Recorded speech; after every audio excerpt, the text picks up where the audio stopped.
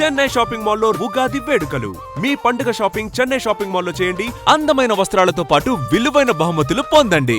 So ఇది కూడా ఇరాన్లో జరుగుతుంది. ఇప్పుడు మన అందరూ అడుగుతున్నారు, ఎవరు దాడి చేస్తున్నారు కువైత్ మీద, ఎవరు దాడి చేస్తున్నారు సౌదీ మీద, ఎవరు దాడి చేస్తున్నారు ఖత్తర్ మీద అంటే వాళ్ళ దగ్గర ఒక కమాండ్ ఉంది ఇప్పుడు కూడా. అదే మనకి ఆపరేషన్ ట్రిగ్గర్ అనేది ఒకటి చెప్తున్నారు. స్లీపర్ సెల్స్ని డిఫరెంట్ ప్లేసెస్లో యాక్టివేట్ చేశారు, వాళ్ళకు ఒక కోడ్ అనేది వెళ్ళింది అనేది జరుగుతుంది. అమెరికాకి భయం ఏంటంటే స్లీపర్ సెల్స్ ఇరాన్లో కాదు, వాళ్ళ దగ్గర ఏమైనా స్లీపర్ సెల్స్ ఉంటుందా అని భయం. నిన్న మమ్దాని ఇంటి మీద ఒక దాడి జరిగింది న్యూయార్క్ మేయర్ మీద. ఓకే, అది ఐసిస్ అటాక్ అంటున్నారు. అంటే ఐసిస్ ఇప్పుడు యూఎస్లో ఉన్నారా? అది అంటే న్యూయార్క్ పోలీస్ కమిషనర్ ఇచ్చిన స్టేట్మెంట్. సో ఇట్స్ నాట్ ఏదో రోడ్డు మీద వెళ్తున్న మనిషి చెప్పలేదు ఐసిస్ అని. ఐసిస్ ఇన్స్పైర్డ్ స్టైల్ అంటున్నారు. సో ఆబ్వియస్లీ యూఎస్లో ఏదైనా జరగవచ్చు. యూఎస్కి అదొకటి భయం ఉంది. సో వాళ్ళు ఫస్ట్ ప్రయారిటీ ఇప్పుడు కవిత గారు ఏం చూస్తున్నారంటే యుద్ధం ఎందుకు మొదలైంది? యుద్ధం యురేనియం మీద మొదలైంది. ఖమేనీ కాదు, Khamenei was only a by product of it. అంటే అక్కడున్న రెజీమ్ని కొట్టాలనుకున్న లక్కీగా వాళ్ళకి ఆ రోజు దొరికింది, సాటర్డే రోజు పొద్దున్న. దానికోసం ఇమ్మీడియట్గా డిసైడ్ చేశారు. సో మండే రోజు కొట్టాలండే, కానీ మండే రోజు అదే టైంలో మోదీ గారు అక్కడ ఉన్నారు. మండే, ట్యూస్డే, వెనస్డే మోదీ గారు వచ్చిన 2 రోజుల తర్వాతే జరిగింది. అఫ్కోర్స్ మోదీ గారు ఉంటే కూడా బాంబ్ చేస్తే మోదీ గారు ఇమీడియట్ రిటర్న్ అయిపోతారు. Diplomatically that would have been sorted out. ఇప్పుడు వాళ్ళ దగ్గర వహీదీ అని చెప్పి వాళ్ళ ఐఆర్జీసీ కమాండర్ టేక్ ఓవర్ చేసుకున్నారు. ఆయన కుద్స్ ఫోర్స్ అని చెప్పి వాళ్ళ ఒక స్పెషలైజ్డ్ యూనిట్ ఉంది, దాన్ని హెడ్ చేస్తున్నారు. He's back in command. ఆయన చనిపోలేదు ఈ అటాక్లో. సో ఆయన వన్ ఆఫ్ ద మిగిలిపోయిన వాళ్ళన్నమాట. ఆయన ఫార్మర్ డిఫెన్స్ మినిస్టర్ కూడా ఉండే రైట్. సో ఆయన ఇప్పుడు కమాండ్లో ఉన్నారు. బహుశా ఆయన ఇప్పుడు ఇజ్రాయెల్ టార్గెట్ చేస్తారో చెప్పలేం. కానీ ది స్లైసింగ్ అండ్ డైసింగ్ ఆఫ్ హెరార్కీలో ఇప్పుడు కొత్త కమాండ్స్ వచ్చారు ఇరాన్లో. సో దానికోసం వాళ్ళు అటాక్స్ని తట్టుకుంటున్నారు. ఇప్పుడు ఎంతమంది డిస్ట్రాయ్ చేసినా కానీ వాళ్ళు మళ్ళీ కొడతారు. ఫస్ట్ డే 180 మిసైళ్ళు కొట్టారు ఫస్ట్ డే. సెకండ్ డే అది 120కి తగ్గింది. మూడో రోజు అది 75 అయింది, మళ్ళీ 50 అయింది. నిన్న 25 మిసైల్స్ కొట్టారు. డ్రోన్స్ పక్కన పెడదాం మనం. డ్రోన్స్ వాళ్ళ దగ్గర కచ్చరాలాగా డ్రోన్స్ ఉండేవాళ్ళు, కొడుతూనే వెళ్తున్నారు డ్రోన్స్ అనమాట. కానీ యూఎస్ ప్రాబ్లం ఎక్కడ వచ్చిందంటే వాళ్ళకు ఒక సెక్యూరిటీ స్ట్రాటజీ లేదు. ఇన్ఫ్యాక్ట్ వాళ్ళ దగ్గర ఒక క్రూషియల్ పోస్ట్ వేకెంట్గా ఉంది, నేషనల్ సెక్యూరిటీ అడ్వైజర్. మన దగ్గర అజిత్ దోవల్ గారు ఉన్నట్లు. దట్ పోస్ట్ ట్రంప్ ఎప్పుడు ఫిలప్ చేయలేదు ఇప్పుడు దాకా. ఎందుకో ఆయన ఫస్ట్ టర్మ్లో ఉండే కానీ సెకండ్ టర్మ్లో లేదు ఇప్పుడు ఈసారి. దానికి ఎందుకంటే ఆయనకు చెప్పిన మాట ఆయన మాటనే అందరు వినాలని ఉంది. So maybe the national security adviser దీనికి I think John Bolton somebody was there before. ఇప్పుడు ఆ పోస్టులు ఎవరు లేరు ఇప్పుడు. సో ఆ పరిస్థితిలోనే ఇప్పుడు జనరల్ కేన్ మొన్న chief of staff US army బ్రీఫింగ్లో పీట్ హెస్కెత్ తన బ్రీఫింగ్లో ఏం చెప్పారంటే ఇరాన్ని మేము కంట్రోల్, వాళ్ళ ability to have control outside Iran అది మేము తగ్గిస్తున్నాము. అంటే హెజ్బుల్లా, హమాస్, హూతీలు ఇవాళ పొద్దున కూడా సౌదీ అరేబియాతో మాట్లాడుతున్నారు. హూతీలు సౌదీ అరేబియాకి ఎప్పుడు పడదు. Saudi the only country, Arab country హూతీల మీద దాడి చేస్తున్నారు డైరెక్ట్గా. ఇప్పుడు వాళ్ళు యమన్లో ఉన్నారు, వాళ్ళకి స్పెషలైజ్ ఫోర్స్ యమన్లో ఉంది. అక్కడున్న గవర్నమెంట్ని సపోర్ట్ చేస్తుంది సౌదీ అరేబియా. ఇప్పుడు హూతీలు మాట్లాడుతున్నారు. ఇప్పుడు హూతీలు ఏమంటున్నారంటే మాకు ఇరాన్ నుంచి ఇంకా డబ్బులు రావు, మేము బతకాలి, మీరు డబ్బులు ఇస్తే మేము క్వైట్గా కూర్చుంటాం ఇక్కడ యమన్లో, మిమ్మల్ని ఏం చేయము, షిప్స్ని ఏం చేయము, మాకు డబ్బులు కావాలి, మాకు ఆయుధాలు దొరకకపోతే కూడా ప్రాబ్లం లేదు, మేము బతకాలి మేము. సో వాళ్ళకి సౌదీ అరేబియా వాళ్ళతో మాట్లాడుతున్నారు అనమాట. సో దాంతోపాటు యుఎస్ ఆర్మీ ఏమంటున్నా అంటే వీ హ్యావ్ నౌ ప్రివెంటెడ్, మిగతా చోట్ల అటాక్ ఉండడానికి ప్రివెంట్ చేస్తున్నాయి. కానీ జరగట్లేదు. మనం చూస్తున్నాం అప్పుడప్పుడు ఒక 2 మిసైళ్ళు పడుతున్నాయి, 10 డ్రోన్లు వెళ్ళి పడుతుంది. నిన్న రాత్రి కూడా చాలా మటుకు అటాక్స్ జరిగాయి. అంటే ఇరాన్ దగ్గర ఇప్పుడు కూడా ఫైర్ పవర్ ఉందన్నమాట. అది కాకుండా ప్రెసిడెంట్ ట్రంప్కి ఇప్పుడు ఇరానియన్ లీడర్షిప్ మీద కూడా ఒక ప్రాబ్లం వచ్చింది. మీకు గుర్తుంటుంది, ఇవాళ పొద్దున మాట్లాడుతూ కూడా అందరు అడిగారు ఎవరో ప్రెస్ వాళ్ళు, నిన్న ప్రెస్ కాన్ఫరెన్స్ మన దగ్గర పొద్దున టైంకి ఇండియన్ టైం, అంటే మీరు ఇరాన్లో ప్రజల దగ్గర రోడ్డు మీదకి రమ్మన్నారు, change is coming, help is on the way అన్నారు. కానీ ఇప్పుడు మీరు ఇరానియన్ ప్రజల దగ్గర ఏం చెప్పట్లేదు, మీరేమో విత్డ్రా చేసుకుంటున్నారు. ప్రజల సంగతి ఏమవుతుంది? మీరే చెప్పారు వాళ్ళు ప్రజలు ప్రొటెస్ట్ చేయాలి అది ఇది అన్నారు. ఇప్పుడు వాళ్ళ కొత్త లీడర్షిప్ వచ్చేసింది, వాళ్ళు ఏదో జరగలేదు, అసలు ఏం జరగలేనట్టు మాట్లాడుతున్నారు వాళ్ళు. మీరేమో యుద్ధం అయిపోయింది నేను విత్డ్రా చేసుకుంటా అంటున్నారు. What are the strategy behind? మీరు ఎందుకు వెళ్ళారు అంటే యురేనియం. ఇప్పుడు ఈ యురేనియంకి ఏంటి ఏం చేయబోతున్నారు, అదొకటి మెయిన్ టార్గెట్ అనమాట. దీన్ని ఏమంటున్నారంటే యురేనియం కొన్ని చోట్ల పెట్టుకున్నారు వీళ్ళు. ఒకటి ఇస్ఫహాన్, అక్కడ యూనివర్సిటీ ఉంది పెద్దది, ఒకటి దగ్గరే న్యూక్లియర్ ఫెసిలిటీ ఒకటి ఉంది. అక్కడ ఆల్మోస్ట్ 200 కిలోగ్రాముల ఎన్రిచ్డ్ యురేనియం ఉంది అంటున్నారు. అది మన పొట్లాల గట్టు అక్కడ పెట్టరు వాళ్ళు. It is a highly secure thing deep inside mountains. దానికోసం వీళ్ళు లాస్ట్ టైం కొట్టినప్పుడు కూడా B2 బాంబర్స్లో డ్యామేజ్ జరగలేదు, దానికి అక్కడ దాకా వెళ్ళలేకపోయారు. సెకండ్ ఏంటంటే దానికి వెంటిలేషన్ షాఫ్ట్ లేదు. వెంటిలేషన్ మీరు కొండ కింద వెళ్ళినప్పుడు న్యాచురల్ వెంటిలేషన్ షాఫ్ట్ కావాలి మీకు, ఫ్రెష్ ఎయిర్. వీరు ఇదే ఇంకేదో టెక్నాలజీ యూజ్ చేసి ఫ్రెష్ ఎయిర్ పంపిస్తున్నారు లోపలికి. బహుశా అది పైప్ నుంచి పంపిస్తున్నారేమో, ఫుట్ ఆఫ్ ద మౌంటైన్ నుంచి లోపలికి పైప్లో ఫ్రెష్ ఎయిర్ పంపిస్తున్నారు. అది ఉండొచ్చు. సో ఇప్పుడు జరిగిన దాడిలో కూడా ఈసారి కూడా అది డెస్ట్రాయ్ కాలేదు. అంటే లాస్ట్ ఇయర్ జూన్లో జరిగిన దాడిలో ఇట్ వాజ్ నాట్ డెస్ట్రాయిడ్, కానీ అక్కడ ఉంది. ప్రెజెంట్ ప్యూరిటీ ఏమంటున్నారంటే ఈ 60% దాకా ప్యూరిటీ ఉంది దానికి, ఆ యురేనియంకి అంటున్నారు. దాన్ని బయటికి ఎట్లా తీయాలి, ఇది ఒక పెద్ద ప్రశ్న ఇప్పుడు ప్రెసిడెంట్ ట్రంప్కి అండ్ ఆల్సో నెటన్యాహు. ఒక స్పెషలైజ్ ఫోర్స్ని యూఎస్ తయారు చేస్తున్నారు దీనికని చెప్తున్నారు. So I made my notes on that basis అనమాట ఇవాళ పొద్దున. ఎట్లా తీస్తారు అక్కడి నుంచి ఆ యురేనియం బయటికి ఎట్లా తీయాలని చెప్పి ఒక స్ట్రాటజీ వీళ్ళు డెవలప్ చేస్తున్నారు అన్నమాట. ఒకవేళ తీయకపోతే వాటిని మేము పేల్ చేస్తాము అనేటువంటి ఒక మాట కూడా ట్రంప్ అంటున్నారు. చేయలేరు అంత ఈజీగా. యురేనియం అనేది పేల్ చేస్తే మళ్ళీ నెక్స్ట్ ఒక 10,000 సంవత్సరాల దాకా అక్కడ ఎవరు ఉండలేరు ఇరాన్లో. It is not easy. Hiroshima Nagasaki మనం చూసాం. We saw the Fukushima nuclear reactor disaster. Chernobyl మనం చూసాం. ఇదంతా చూసిన తర్వాత పేల్ చేస్తాం ఏదో దివాళీ పటాకాలు కాదు ఇది. He has to extract it. అంటే అక్కడ ఒక స్పెషలైజ్డ్ గ్రౌండ్ ఫోర్స్ని పంపించి ఆ యురేనియంని బయట తీసుకోవాల్సి వస్తుంది. దాన్ని వాళ్ళు చూసుకొని ఊరుకోరు. పక్కన ఇరానియన్స్ వాళ్ళు డెఫినెట్గా అటాక్ చేస్తారు. వాళ్ళతో సరే ఒక ఒప్పందం చేసి ఆ న్యూక్లియర్ మెటీరియల్ బయట తీయాలంటే వాళ్ళు పట్టించుకోరు. ఇంత చేసిన తర్వాత వాళ్ళు అస్సలు అగ్రీ చేయరు దానికోసం. సో ఈ ఇస్ఫహాన్ న్యూక్లియర్ ఫెసిలిటీలో ఉన్న దాన్ని స్పెషలైజ్ ఫోర్స్ యూజ్ చేసి 200 కిలోలు ఉన్న హైలీ ఎన్రిచ్డ్ యురేనియం బయట తీయాలి. ఈ హైలీ ఎన్రిచ్ యురేనియం అనేది మనం యూజువల్లీ యురేనియం వాడుతున్నప్పుడు దీనికన్నా ముందు కూడా మనం డిస్కస్ చేసాం. పీస్ఫుల్ పర్పస్ అంటే న్యూక్లియర్ ప్లాంట్ నడిపించడానికి యూజ్ చేస్తాం. మన దగ్గర చెర్లపల్లిలో ఉన్నట్ల సేమ్ థింగ్. కానీ ఇది ఇప్పుడు 60% ప్యూరిటీకి వచ్చేసింది. న్యూక్లియర్ బాంబ్ తయారు చేయొచ్చు అంటే తయారు చేయొచ్చు, కానీ అంత బాగుండదు. It's not a great nuclear bomb. Perfection ఉండదు. 90%కి వచ్చేస్తే పర్ఫెక్షన్ వచ్చేస్తుంది. దానికి ఇంకొక 3-4 నెలలు దూరం ఉన్నారు ఇరాన్ ఇప్పుడు. సో ఈ టైంలో ఆ న్యూక్లియర్ మెటీరియల్ని బయటికి తీసుకురావాలంటే ఒక పెద్ద ఛాలెంజ్ ఉండబోతుంది. నా దగ్గర ఉన్న నోట్స్ ప్రకారం వీళ్ళు ఇస్ఫహాన్లో ఉన్న టనల్స్లో ఇది లోడ్ చేసి పెట్టారు. అక్కడి నుంచి బయటికి తీయడానికి అమెరికా ఒక స్పెషల్ ఫోర్స్ని పంపించాల్సి వస్తుంది. ఆ స్పెషల్ ఫోర్స్ మనం వెనిజువేలాలో చూసాం. దానికన్నా ముందు ఒసామా బిన్ లాడెన్ని చంపినప్పుడు చూసాం. యూఎస్ నేవీ సీల్స్ని వాడారు. అట్లాంటి ఒక స్పెషలైజ్ ఫోర్స్ని తీసుకొని వీళ్ళు అప్రోచ్ చేయాల్సి వస్తుందన్నమాట. సో ఏరియల్ బొంబార్డ్మెంట్ ఒకటే చేసి మీరు ఆ న్యూక్లియర్ ఫెసిలిటీని మొత్తం ధ్వంసం చేయలేరు. మ్యాక్సిమం మీరు కొన్ని రోజులు దాని ఎంట్రన్స్లో కొట్టచ్చు. అది కూడా వాళ్ళు క్లియర్ చేసుకున్నారంట. లాస్ట్ 6 నెలల్లో ఫస్ట్ బాంబింగ్లో జూన్లో జరిగిన బాంబింగ్లో చాలా మటుకు వాళ్ళు బుల్డోజర్లు జేసీబీలు యూజ్ చేసి మొత్తం క్లియర్ చేసేసారంట. ఇప్పుడు వాళ్ళు అప్రోచ్ అవుతున్నారు. మళ్ళీ ఆ పర్టికులర్ స్పాట్కి అప్రోచ్ అయ్యారని చెప్పిన తర్వాతనే ఈ కొత్త వార్ మొదలైందనమాట. ఇప్పుడు దాంట్లో ఎలీట్ యూనిట్స్ యూఎస్ మిలిటరీ నుంచి యూజ్ చేయాల్సి వస్తుంది. వాళ్ళ జాయింట్ స్పెషల్ ఆపరేషన్స్ కమాండ్ అని ఉంది. ఇజ్రాయేలీ కమాండో ఫోర్స్తోని కలిసి వీళ్ళు ఇన్ఫిల్ట్రేట్ చేసి టనల్స్ లోపలికి వెళ్ళి secure and then or destroy the uranium అంటారు. ఆ డెస్ట్రాయ్ అనే వర్డ్ నాకు చాలా డిస్టర్బింగ్ ఉంది. అంటే uranium can never be destroyed.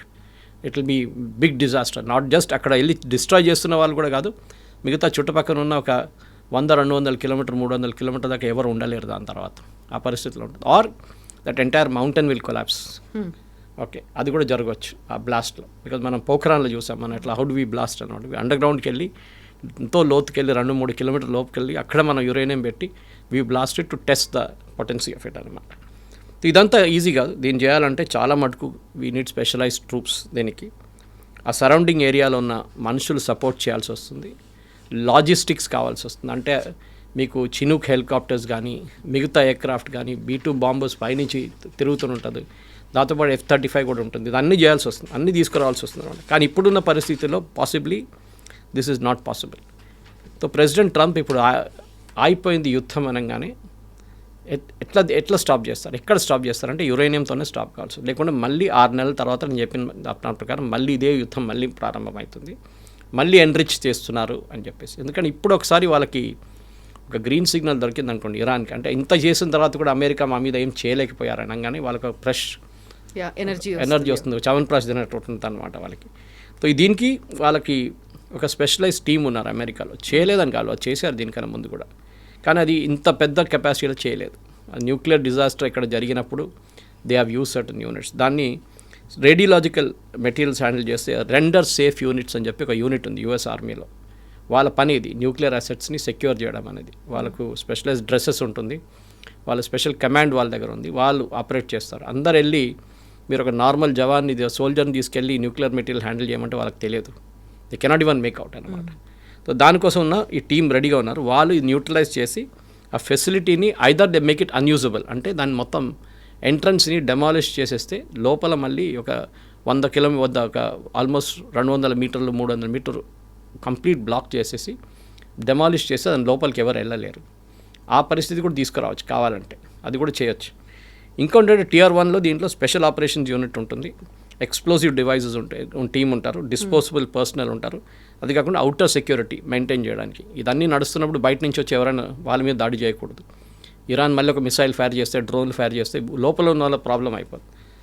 ఇదంతా నెక్స్ట్ 1 వీక్లో జరుగుతుంది, లేకుంటే ఫినిష్డ్, యుద్ధం అయిపోయినట్లని, వితౌట్ ఎనీ ఎండ్ రిజల్ట్.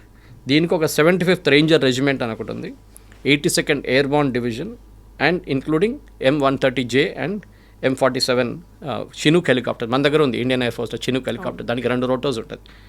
కానీ ఈ ప్రాబ్లమ్ ఈజ్ ఈ M30 అనేది MCJ-30J అనే ఎయిర్క్రాఫ్ట్ అది సైప్రస్లో ఉంది ఇప్పుడు. అది సైప్రస్ నుంచి ఎక్కడైనా దగ్గరకు తీసుకురావాల్సి ఉంది, either it might be at Qatar air force base or Saudi air force బేస్లో తీసుకురావాల్సి ఉంది దగ్గర నుంచి అటాక్ చేయడానికి అనమాట. లాజిస్టిక్స్ ప్లానింగ్ చాలా ఎక్స్పెన్సివ్గా ఉండబోతుంది. This is a huge operation చేయాలంటే. చేయకుంటే ఈ యుద్ధాన్ని ట్రంప్ ఏదో ఓడిపోయినట్లనే ఉంటుంది, ఎందుకంటే ఎండ్ రిజల్ట్ ఆబ్జెక్టివ్ ఎప్పుడు మీరు అచీవ్ చేయలేదు. అది మెయిన్, గొప్పగా గట్టిగా చెప్పుకోవడానికి ఉండాలి కదా ఒక రిజల్ట్ అనేది. ఎందుకంటే ఇప్పుడు ఈ జరిగిన దానికి కవిత గారు యుద్ధం మనం ముందు కూడా మాట్లాడుకున్నాం, యుద్ధం మొదలు చేయడానికి చాలా ఈజీగా ఉంటుంది, కానీ దాన్ని ఆపడం అనేది చాలా టఫ్. ఎక్కడ స్టాప్ చేయాలని మీకు ఒక క్లారిటీ ఉండాలి. అది ట్రంప్కి ఆ క్లారిటీ లేదు. ఎవరో అన్నారు, this is a war in search of a strategy, not a strategy in search of a war అని. ఓకే, అది అయిపోయిందన్నమాట. స్ట్రాటజీ లేకుండా మొదలుపెట్టారు యుద్ధం. ఆ రోజు లక్కీగా సాటర్డే రోజు పొద్దున్న వీళ్ళందరూ అసెంబ్లీ అవుతున్నారు, మళ్ళీ వెళ్ళి కొడదామని చెప్పి ప్లాన్ చేసుకున్నారు. దాని తర్వాత ఉన్న కాన్సిక్వెన్సెస్ వీళ్ళు ప్లాన్ చేయలేదు. వీళ్ళేమనుకున్నారు, వాళ్ళ లీడర్షిప్ని కొట్టంగానే మొత్తం ఇరానియన్ రెజిమ్ మొత్తం పడిపోతుందని, కొలాప్స్ అవుతుంది. కాలేదు. వాళ్ళు అటాక్ ఆ డే నుంచే మొదలుపెట్టారు. వీళ్ళేమనుకున్నారంటే ఒక 4 రోజుల తర్వాత వీళ్ళు అటాక్ చేస్తారు, అది కూడా US ఎయిర్ ఫోర్స్ బేస్ మీద అటాక్ చేస్తారు. వాళ్ళు ఎప్పుడు వాళ్ళ కళ్ళలో కూడా కనలేదు దట్ వాళ్ళ నైబర్స్ని అటాక్ చేస్తారు, వాళ్ళ ఎకనామిక్ అసెట్స్ని కొడతారు. దుబాయ్ ఎయిర్పోర్ట్ కానీ, కువైత్ ఎయిర్పోర్ట్ కానీ, సౌదీ ఆయిల్ ఫీల్డ్స్ కానీ, ఖతార్ గ్యాస్ ఫీల్డ్స్ కానీ వీళ్ళు కొడతారని ఎప్పుడు ఆలోచించలేదు వీళ్ళు US. అది జరిగింది. నష్టాల్లో ఇజ్రాయెల్ కూడా చాలా నష్టాలు జరిగినాయి. US ఎయిర్ ఫోర్స్ బేస్ కువైట్లో 6 మంది వాళ్ళ సోల్జర్స్ చనిపోయారు, అప్పుడు US సోల్జర్స్ చనిపోయారు. ఇప్పుడు ఇంకా 2 పోయారు, ఇప్పుడు 8 మంది టోటల్. ఇంకా ఎక్కువ అయితే 20-30 మంది అయితే డెఫినెట్గా Trump next mid term elections 100% ఓడిపోతారు. ఇప్పుడే చాలా దారుణ పరిస్థితులు, ఎందుకంటే నేను చెప్పాను చూడండి, US కస్టమర్స్ అడుగుతున్నారు, మేము బంక్కి వెళ్తున్నాం, మీరేదో $3 కన్నా తక్కువ పెడతా అన్నారు, $2.95 అన్నారు, ఇప్పుడు చూడండి ఎక్కడికి వచ్చింది, $4 చేరుకుంటుంది. We don't want this war. యూఎస్లో కూడా ఒక పుష్ బ్యాక్ వచ్చేస్తుంది దీని వ్యతిరేకంగా. కానీ ట్రంప్ ఇంత దూరం వెళ్ళిన తర్వాత మళ్ళీ తిరిగి రావాలంటే he has to show some result. ఆ రిజల్ట్ ఇప్పుడు నేను మాట్లాడినాను. ఎందుకని ఇంట్రెస్టింగ్లీ పెంటగాన్ ఇంకా యుద్ధం కంటిన్యూ అవుతుంది, ఇప్పుడే మొదలైంది యుద్ధం అనేటువంటి ఒక స్టేట్మెంట్ అక్కడ నుంచి వచ్చింది. క్రాస్ పర్పసెస్, ఎందుకంటే పీట్ హెస్గెత్ ఉన్నారు చూడండి, he's a department of war అని పేరు మార్చుకున్నప్పుడే మీకు తెలిసిపోతుంది. డిపార్ట్మెంట్ ఆఫ్ డిఫెన్స్ కాదు, డిపార్ట్మెంట్ ఆఫ్ వార్. ఎన్ని సంవత్సరాలు యూఎస్లో ఆ డిపార్ట్మెంట్ పేరు పెంటగాన్లో డిపార్ట్మెంట్ ఆఫ్ డిఫెన్స్ అని ఉండే. మనది కూడా డిఫెన్స్ మినిస్ట్రీ అంటాం, మన దగ్గర రక్షా మంత్రి అంటాం మనం డిఫెన్స్ మినిస్టర్ని, రక్షా. కానీ ఇప్పుడు ఈయనేమో వార్ అంటే హీస్ గోయింగ్ ఫార్ ఇట్ అనమాట. వీళ్ళు పీస్ కోసం కాదు, వీళ్ళు వార్ కోసమే ఉన్నారు అన్నమాట, తెలిసిపోయింది చాలా క్లియర్గా. ఆ ఒక ర్యాంబో యాటిట్యూడ్ ఉంది చూడండి, మొత్తం లోకమంతా నేను క్లియరప్ చేస్తాను, టాప్ గన్ లాగా నేనే ఉన్నాను, అంత అమెరికన్ వార్ మిషనరీని దాంట్లో చూపిస్తారు ఒక యాటిట్యూడ్ లాగా. అది పోయింది ఇప్పుడు. I think America is first time ఒక చిన్న రాజ్యమైన ఇరాన్తోని వాళ్ళకి అర్థమైపోయింది దట్ దే కెనాట్ ఫైట్. ఒక యూనిలాటరల్ అన్ప్లాన్డ్ వార్ వెళ్ళారు. అన్ప్లాన్డ్ వార్లో ఇజ్రాయెల్కి ఏం కావాలో వాళ్ళు అచీవ్ చేసుకున్నారు, which is basically decapacitating the Iranian leadership. కానీ అమెరికాకి ఏమైనా వచ్చిందంటే అమెరికాకి ఈ యుద్ధం నుంచి ఏం రాలేదు, నో బెనిఫిట్ అట్ ఆల్ అన్నమాట. కాకపోతే యునైటెడ్ అరబ్ ఎమిరేట్స్ అధ్యక్షుడు ఒక మాట చెప్తున్నారు, ఈ యుద్ధం ఆపాలి అంటే మోదీ ఒక్క ఫోన్ కాల్ చేస్తే చాలు, ఇరాన్తో పాటుగా ఇజ్రాయెల్ దేశ అధ్యక్షులు యాక్సెప్ట్ చేస్తారు, వాళ్ళకి మోదీతో మంచి సంబంధాలు ఉన్నాయి, సో ఒక ఎండ్ కార్డ్ పడాలి అంటే Modi has to do a call. Modi గారు లిమిటేషన్స్ కూడా మోదీ గారు తెలుసు చాలా క్లియర్గా. నెటన్యాహు ఫిలాసఫీ ఏంటంటే అది మన ఫిలాసఫీ కూడా అంతే, దట్ టెర్రరిజం అనేది we will not accept it, అది చాలా క్లియర్. ఇరాన్ ఒక్కరే యాజ్ అ నేషన్ ఉంటే వాళ్ళు యురేనియం డెవలప్ చేసుకుంటారు, ఏం డెవలప్ చేసుకున్నా కానీ ఇజ్రాయెల్కి ఇంత టెన్షన్ లేకపోతుండే. ప్రాబ్లం వాజ్ పక్కనున్న హెజ్బుల్లాని ఫండ్ చేయడం, ఇటువైపు ఉన్న హమాస్ని ఫండ్ చేయడం, అక్కడున్న హూతీకి ఫండ్ చేయడం, వాళ్ళకి ఆయుధం ఇవ్వడం అనేది ఒక పెద్ద ఇష్యూ అయిపోయింది. అక్కడే ఇజ్రాయెల్కి ఇష్యూ ఉండే. ఇప్పుడు మోదీ ఫోన్ చేస్తే కూడా ఏమంటారు, ఓకే ఐ విల్ ట్రై అంటారు. కానీ వాళ్ళ ప్రజలు అక్కడున్న వాళ్ళ ఎస్పెషలీ రైట్ వింగ్, వాళ్ళ దగ్గర కోయిలేషన్ గవర్నమెంట్ ఉంది అక్కడ. ఇట్ ఈస్ నాట్ నెటన్యాహు ఆయన ఓన్ మెజారిటీ లేదు అక్కడ. ఇజ్రాయెల్ ఎప్పుడు ఉండదు, ఎప్పుడు కోయిలేషన్ గవర్నమెంట్ ఉంటుంది. దాంట్లో right wing, ultra hard core right wing party ఉన్నారు. వాళ్ళు సపోర్ట్ విత్డ్రా చేస్తే రేపు నెటన్యాహు గవర్నమెంట్ ఉండదు. వాళ్ళకేంటంటే ఫినిష్ ఇరాన్ కంప్లీట్లీ. ఇరాన్ అని కాదు, వాళ్ళకి ప్రతి గాజా కానివ్వండి, ఈవెన్ వెస్ట్ బ్యాంక్లో వాళ్ళు అంటున్నారు, ఇటు లెబనాన్లో వాళ్ళు ఏమంటున్నారు, కంప్లీట్ మేము అసలు అంగీకరించాము ఈ దేశంని. So Netanyahu is more like a left wing ఇప్పుడు యాక్చువల్లీ చూస్తే. సెంటర్లో ఉన్నారు, సెంటర్ ఆఫ్ ద రైట్ అని చెప్పొచ్చు, కానీ వీళ్ళేమో ఎక్స్ట్రీమ్ రైట్ వింగ్ ఉన్నారు. ఈ పరిస్థితిలో మోదీ గారు ఫోన్ చేసినా ఫోన్ చేయకపోయినా కానీ నెటన్యాహు విల్ టేక్, ఆయనకు ఎండ్ రిజల్ట్ కావాల్సింది ఏంటంటే ఇరాన్లో ఈ రెజీమ్ ఉండకూడదు. కానీ అది ఇప్పుడు జరగట్లేదు. అది యాక్చువల్లీ యూఎస్ మీద ఉండే ఆ పని. కొత్త రెజీమ్ తీసుకురావడం అనేది రెస్పాన్సిబిలిటీ యూఎస్ మీద ఉండే, కానీ యూఎస్ అది అచీవ్ చేయలేకపోయారు. ట్రంప్ అది ఒక గేమ్. ట్రంప్కి అసలు కన్ఫ్యూజ్డ్ ఉన్నారు. మీరు చెప్పాను చూడండి స్టార్టింగ్లోనే, ఒకరోజు ఒక మాట అంటారు, నెక్స్ట్ ఇంకో మాట అంటారు, మూడో రోజు ఇంకోటి అంటారు. రెజీమ్ చేంజ్ అన్నారు, Iranian people have to come to the street అన్నారు. దానికన్నా 6 గంటల ముందు అన్నారు మీ స్ట్రీట్ మీద రాకండి, మిమ్మల్ని మేము ఫైరింగ్ చేస్తున్నాం, మీ మీద వచ్చి పడుతుందేమో అని చెప్పేసి. ఇప్పుడు ఇరానియన్ ప్రజలు కూడా అర్థం చేసుకున్నారు, మాకు అమెరికా నుంచి సపోర్ట్ ఏం రాదు. మేము 1500 మందిని కోల్పోయాం. రోడ్డు మీద వెళ్ళి ప్రొటెస్ట్ చేసిన వాళ్ళని చంపేశారు వీళ్ళు. బజీజ్ ఫోర్సెస్ ఉన్నారు, వాళ్ళు ఈ మిలిషియా గ్యాంగ్, వాళ్ళు రోడ్ల మీద తిరుగుతున్నారు, బైక్ల మీద తిరుగుతారు. వాళ్ళు ఎవరిని కనిచిన రోడ్డు మీద కనిపించినా బుర్కా లేకుండా వాళ్ళు చంపేస్తారు. ఒక మహిళ తెలియని ఒక మగని తన రోడ్డు మీదకి వెళ్తే వాళ్ళని చంపేస్తారు. ఇదంతా అక్కడ జరుగుతుంది ఇరాన్లో. ఇది ఎంత ప్రాబ్లం ఎక్కడ వచ్చిందంటే ట్రంప్కి ఒక ప్లాన్ లేకుండా యుద్ధంలో దిగారు. ఇప్పుడు అందరూ అంటున్నారు, అమెరికాలో ఉన్న రిటైర్డ్ 4-స్టార్ జనరల్స్, పెంటగన్లో ఉన్న ముందు అడ్వైజర్స్, ప్రెసిడెంట్ ట్రంప్కి ఫస్ట్ టర్మ్లో ఉన్న అడ్వైజర్స్ అందరూ ఇదే అంటున్నారు, he went to the war without a plan. Israel went to the war with a plan. అది డిఫరెన్స్ అనమాట. ఇజ్రాయెల్ చాలా క్లియర్, మాకు రెజీమ్ హెడ్ని కొట్టాం, నస్రుల్లాని కొట్టాం, ఈ ఖమేని కొట్టాం, మన అయిపోయింది మాది, we have achieved our objective. Next level దిగొస్తారో వాళ్ళు బిహేవ్ చేయకపోతే వాళ్ళని కూడా మేము కొడతాం. బట్ యూఎస్కి దీంట్లో ఏముందనేది ఎవరికి అర్థం కావట్లేదు. యూఎస్కి ఏంటంటే మెయిన్ ప్రాబ్లం వీళ్ళది న్యూక్లియర్ ప్రాబ్లం. ఆ న్యూక్లియర్ ప్రాబ్లం నేను మీకు డీటెయిల్గా ఇప్పుడు ఎక్స్ప్లెయిన్ చేశాను. అది అక్కడి నుంచి తీయాలంటే చాలా కష్టం. ఐఈఏఈ కూడా అంటే ఇంటర్నేషనల్ అటామిక్ ఎనర్జీ ఏజెన్సీ కూడా చెప్తున్నారు 60% ప్యూరిటీ ఉంది ఇప్పుడు వాళ్ళ దగ్గర. ఇప్పుడు యుఎస్ ఆ యురేనియన్ని తీసి ఏం చేద్దాం అనుకుంటుంది? తీసుకుంది వెళ్ళిపోవచ్చు, that is not a problem. తీసుకొని సేఫ్గా ఎక్కడైనా పెట్టుకోవచ్చు, ఐఏఈకి హ్యాండ్ ఓవర్ చేయొచ్చు, or they can keep it in their nuclear facilities. Okay, తీయడానికి ప్రాబ్లం కవిత గారు. ఇది రెడీమేడ్గా ఎవరు అక్కడ ఒక డబ్బాలో పెట్టుకుంటే ప్రాబ్లం లేదు. This has to be very carefully extracted. అంటే ఎంత జింజర్లీ హ్యాండిల్ చేయాలంటే ఇది ఎక్కడో ఒక చిన్న మైన్యూట్ డ్రాప్ పడితే చాలు గ్రౌండ్ మీద అయిపోయింది. దెన్ ఎవరెవరు పక్కన ఉన్నారు 10 కిలోమీటర్లు 20 కిలోమీటర్లు అందరు ఎక్స్పోజర్ అయిపోతారు దానికి. సో యురేనియం అనేది హైలీ రేడియో యాక్టివ్, అది కూడా 60% ప్యూరిటీ ఉన్నది. It's extremely dangerous to handle. Okay, ఆ కెపాసిటీ ఉన్న చాలా తక్కువ ఆర్గనైజేషన్స్ ఉన్నారు హూ కెన్ హ్యాండిల్ ఇట్. ఇప్పుడు మనం కూడా వీ కెన్ ప్రౌడ్లీ సే మన భారత్ దగ్గర ఉన్న బాబా అటామిక్ రీసెర్చ్ సెంటర్ కానీ, ఈవెన్ చర్లపల్లిలో ఉన్న న్యూక్లియర్ ఫ్యూయల్ కాంప్లెక్స్ కానీ వాళ్ళు చాలా బాగా హ్యాండిల్ చేస్తారు దీన్ని. చాలా క్రిటికల్ రిసోర్స్ ఇది. ఇప్పుడు మన కెనడా నుంచి చేసినప్పుడు కెనడియన్ ప్రధానమంత్రితో కూడా మనం ఒక ఒప్పందం చేసుకున్నాం యురేనియం కోసం. మన దగ్గర యురేనియం ఎక్కువ లేదు ఇండియాలో, బయట నుంచి తెప్పించుకో, other from Australia or from Canada. ఇప్పుడు రేపు ఇది ఎవరికి ఇస్తారనేది ఉంటుంది. 200 కిలోలు దొరికింది అనుకోండి, మీరు అడిగిన ప్రశ్న కరెక్టే, తీసుకెళ్ళి యూఎస్లో పెట్టుకుంటారు. ఎందుకంటే వాళ్ళు అంటారు మళ్ళీ ఇరాన్కి ఇంకెవరికైనా ఇస్తే వాళ్ళు వాడుకుంటారని భయం ఉంటుంది. ఇది ఎవరికి ఇవ్వకూడదు, స్పెషల్లీ వెస్ట్ ఏషియాలో ఎవరికి ఇవ్వకూడదు. ఆలోచించండి, ఇంత డబ్బులున్న సౌదీ అరేబియా కూడా ఎప్పుడో ఒక ఆలోచిస్తుంటారు, వాళ్ళు పాకిస్తాన్తో ఎందుకు ఒప్పందం చేశారు, ఏదో ఒక రోజు మాకు ఈ టెక్నాలజీకి యాక్సెస్ వస్తుంది. కానీ US, Israel, no West Asian nation. అది ఇప్పుడు ఇరాన్ అంటున్నారు, రేపు ఈవెన్ కువైత్ ట్రై చేస్తే కువైత్ని కొడతారు వాళ్ళు. ఎవరు యాక్సెప్ట్ చేయకూడదు, ఎవరు యాక్సెస్ చేయకూడదు. పాకిస్తాన్ కూడా actually sitting at the border now చాలా మటుకు. ఇజ్రాయెల్కి అన్నిటికంటే పెద్ద భయం ఏంటంటే పాకిస్తాన్ దగ్గర ఉన్న న్యూక్లియర్ టెక్నాలజీ వాళ్ళు ఎవరికైనా అమ్ముకుంటారా అనే భయం ఉంది. వాళ్ళ దగ్గర డబ్బులు లేవు ఇప్పుడు ఈ టెక్నాలజీని. కానీ అంత ఈజీ కాదు.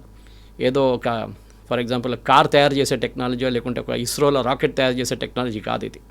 Even bartering system it is just not possible. So దాన్ని అఫ్కోర్స్ అమెరికా చూసుకుంటున్నారు. పాకిస్తాన్ దగ్గర న్యూక్లియర్ అసెట్స్, దాన్ని నేను చెప్పండి చూడండి, ఇంకా తాళం వేసి వాళ్ళ కీస్ వాళ్ళ దగ్గర ఉంది, అమెరికా దగ్గర ఉంది. ఇరాన్ దగ్గర ఉన్న ఈ యురేనియంని ఎక్స్ట్రాక్ట్ చేయడం అనేది ఈ యుద్ధం మొత్తం కంప్లీట్గా ఎండ్ కావాలంటే అది ఎండ్ సొల్యూషన్. అది జరగకపోతే ప్రెసిడెంట్ ట్రంప్ నేను గెలిచాను అంటారు. We already won the war అని చెప్పారు. స్టామర్ చెప్పారు నాకు న్యూక్లియర్ మీ ఏం చేస్తే ఎయిర్ ఫోర్స్ హెల్ప్ అక్కర్లేదు, మీ aircraft carrier we already won the war అన్నారు. అర్థం కావట్లేదు ఈ వన్ ద వార్ ఎక్కడి నుంచి వచ్చింది, ఎందుకంటే ఎక్కడ గెలిచారు, what is your end objective? Regime change జరిగిందా? జరగలేదు. ఒక లీడర్ని చంపారు కరెక్ట్, కానీ ఆయన ఇంకో దీనికి తీసుకొచ్చారు. 80 సంవత్సరాలు ఉన్న ముసలాయిని తీసుకొచ్చి 50 సంవత్సరాలు యంగ్స్టర్స్ని తీసుకొచ్చి కూర్చోబెట్టారు మీరు. ఇప్పుడు రేపు ఆయన చంపితే ఇంకో 40 సంవత్సరాలు ఉన్న ఇంకోటి వచ్చి కూర్చుంటాడు. వాళ్ళు ఇంకా హార్డ్ కోర్. వాళ్ళ నాన్నగారు కొంచెం డీసెంట్ ఉందంటున్నారు వీళ్ళు. ఇప్పుడు ఈయనైతే ఇంకా హార్డ్ కోర్ మనిషి. నెక్స్ట్ వచ్చే మనిషి పాసిబుల్ ఇంకా దారుణం అయిపోతే ఏం చేస్తారు రేపు? Where is the end game? మళ్ళీ ఇంకా 6 నెలల తర్వాత మళ్ళీ ఇంకో యుద్ధం స్టార్ట్ చేస్తారా మీరు? వెస్ట్ ఏషియా ఎకానమీ ఏమవుతుంది? దుబాయ్ టూరిజం చూడండి, కుక్కల్ని పిల్లిలన్నా రోడ్ మీద విడిచేసి వెళ్ళిపోయారంట, అందరూ పారిపోయారంట దుబాయ్ నుంచి చాలామంది. మనకు తెలియదు. This is the news being given out side. నిజం ఉండొచ్చు, తప్పు ఉండొచ్చు, ఏదైనా ఉండొచ్చు అది, కానీ జరిగిందంతా ఇది. You have destroyed a complete west Asian economy. ఇంకొక 6 నెలల నుంచి 2 సంవత్సరాలు 3 సంవత్సరాల దాకా పట్టవచ్చు వాళ్ళు రికవర్ చేయడానికి. ఇంత మీన్ టైం ఆలోచించండి, శ్రీలంకలో ఫ్యూయల్ లేదు, ఇండోనేషియాలో లేదు, మలేషియాలో లేదు, మొత్తం complete south east Asia's gone. ఇటువైపు యూకేలో గ్యాస్ ప్రైసెస్ 30, 40, 50% పెరిగిందంట అట్ ద బంక్స్. ఎట్లా ఉంటారు వీళ్ళు? యూకే దగ్గర ఇంకా 2 వారాలకు ఉన్న గ్యాసే ఉందంట. ఏం చేస్తే ఎక్కడిని తెప్పించుకుంటారు? రష్యా అంటున్నారు మీరు నాతో డీల్ చేస్తే long deal, but no short term deal. వారం తర్వాత మాకు మళ్ళీ మేము ఆఫ్ చేసేస్తాం ట్యాప్ అంటే మాకు అక్కర్లేదు. అంటే యూక్రెయిన్ని సరెండర్ చేపియండి. That will be Putin's first condition. As Ukraine to surrender we will give you gas, otherwise no gas. Simple as that. అందరికీ అన్ని స్ట్రాటజీస్ ఉన్నాయి. ఎస్, ఉండాలి. ఏదన్నా మనం ఒక చెస్ గేమ్ ఆడుతున్నప్పుడు కూడా దాంట్లో ఒక స్ట్రాటజీ ఉంటుంది, ఒక ఎండ్ గేమ్ ఉంటుంది, ఎక్కడ చెక్మేట్ చేయాలని చెప్పేసి. ట్రంప్కి ఆ చెక్మేట్ తెలియదు ఎక్కడ ఉందని, అది చేయలేకపోతున్నాడు అనమాట. అది. Yes sir, thank you so much. Thank you. నిజంగా ప్రస్తుతం ఉన్నటువంటి సమాజం దేనికి ప్రయారిటీ ఇస్తుంది? ఆర్థిక సంబంధాల చుట్టూ మాత్రమే తిరుగుతోంది. మళ్ళీ ఎన్నికలంగానే చాలా విరక్తి కలుగుతాను. మంచి అనిపిస్తుంది కదా, లేడీస్ కూడా ఛాలెంజింగ్ జాబ్స్ చేసినప్పుడు చాలా బాగుంటుంది.